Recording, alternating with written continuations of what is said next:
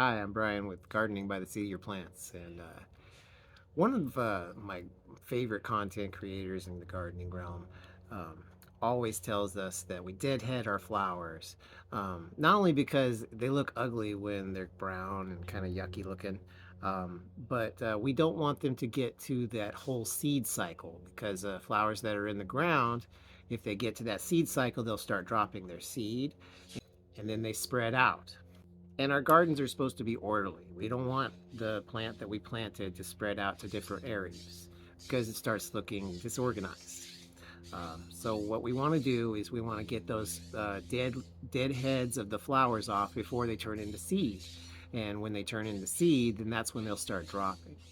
So today we're going to go ahead and knock out some blue flowers that I had growing next to my violet coleus. I think that's what it's called.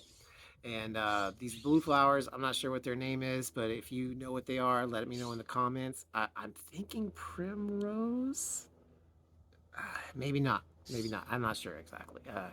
I lost the little tag for them a long time ago, and I don't uh, keep track of that stuff. So I'll learn things. I'll learn the names of plants eventually. Just bear with me. All right, let's get started. And as you can see, it's a little bit late on this, well, I'm going to call it primrose for now until somebody corrects me. But it's already turned to seed. I could probably collect these seeds in this and then grow a whole new plant if I wanted to. And maybe I do. I don't know. This is a very nice plant. It is a perennial here in our zone. I'm not sure if our zone is 9B, but I think it's close. We're very, very close to that 9B border. 9B will be what I have in my new garden, which will be in about 3 weeks. So I'm really excited about that. I hope you guys all stay tuned and watch as this channel evolves. We're definitely going to be doing a lot more in-depth gardening videos once we get there, and you'll be able to see the big difference between my yard, I guess I could call it now. I mean, I have garden stuff, but I don't really have a big garden per se. 2020 I grew a huge vegetable garden, and that was you know, just because I was scared that the world was ending, as some of us probably were. But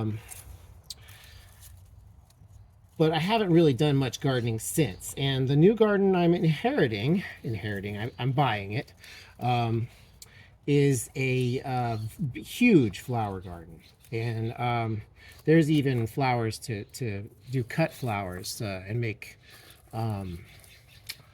arrangements and floral arrangements and bouquets and stuff like that. So I'm really excited about that. This is whole territory I've never really delved into. Flower gardening has never been something I was good at, that's for sure. I was much better at growing tomatoes because tomatoes are super easy. Like, you just put them in the ground and then they just grow, right? Like, tomatoes are not anything difficult. So some of these, I'm just going to trim those last bits off. And the plant, this looks so much better without all that brown stuff everywhere. I'll trim off some of this extra stems and stuff like that too, just for aesthetic value. And now we can see that this looks much better next to our coleus here that we planted, which is doing real well. And then we got all these blue flowers. Next to the violet comes the blue, right? It's beautiful, beautiful. So things are looking better in this little plant, and it's going to be happier just because I did that. And we got all this seed that I can take with me to the new house if I really want to. I've got so much growing there, it's probably not something I need. I'm definitely going to take all these pots with me though. So everything you see here will still be at my new garden. And hopefully it'll look better than it does here. All right. Thanks for watching. Like and subscribe. Let's learn together.